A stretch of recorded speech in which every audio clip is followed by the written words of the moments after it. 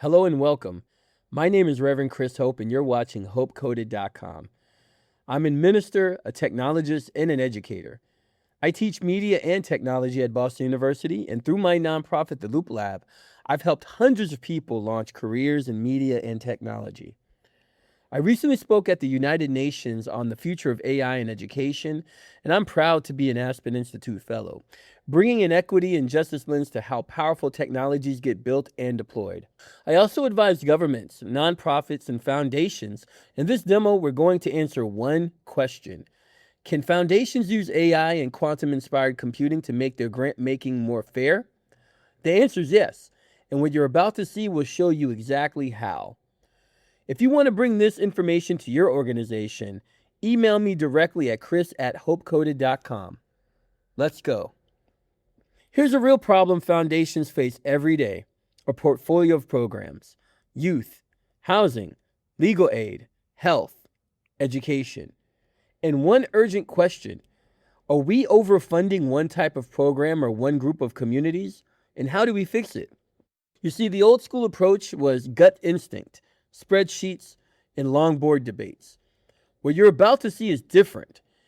AI identifies the imbalance, and quantum-inspired computing solves it. And your team ultimately decides what to do with the result. We worked with a mid-sized New England foundation on exactly this. Here's what it looked like. 3 tools that make it possible. First, a generative AI agent, the brain of the operation. It reads your data, asks clarifying questions, and translates your goals into a solvable math problem. Second, IBM Quantum Experience, a free cloud-based quantum-inspired computing platform. No physics lab, no special hardware, just an account and an API token. Third, QuizKit, a free Python library that connects AI and the quantum tools together. Think of it this way: the AI agent is your consultant, IBM Quantum is your calculator, and QuizKit is the connection between them. Now watch how it works. Step 1, define the problem. Watch as we open the AI agent and describe the foundation situation in plain English. We have 20 programs across 5 categories. We want to know if we're overfunding one type of program or one community, and how to gently rebalance without cutting anyone off. The generative AI asks a few clarifying questions: geography, race wealth proxies, program type. Then it gets to work. Step 2, the math problem. Behind the scenes, the AI has written a small script. You don't write this, it does.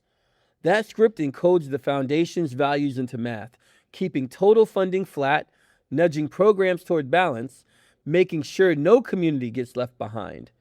This is called a QUBO, a quadratic unconstrained binary optimization. The name is complex, but the idea is simple: your values expressed as math. Step 3, quantum-inspired computing. Watch as that problem gets sent to IBM Quantum's cloud platform. No physics lab, no special equipment. In seconds, the quantum-inspired backend has explored thousands of possible rebalancing options and surfaced the fairest pattern. Step 4, back to plain English. The AI takes that result and writes a board-ready memo. Here's what it produced. Currently, 70% of funding goes to housing and only 13% to youth. Shifting to 10 to 15% towards youth programs keeps total spending flat, reduces overconcentration, and serves more communities. This is a suggestion, not a command. You decide. Before, after, a gentle shift towards fairness. That is the heart of this entire approach. Quantum-inspired tools and generative AI surface a better option. Your team ultimately decides what to do with it. Part 4. Foundations carry real weight. Many programs, many communities, limited money, and deep accountability to the people they serve.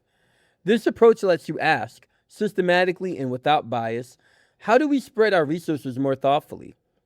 The same pattern works for portfolio fairness audits, donor matching, impact reporting, and what-if scenario planning.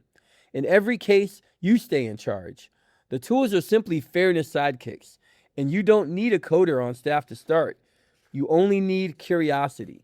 and a willingness to run a small pilot, and the courage to ask, who might this help and who might it leave out?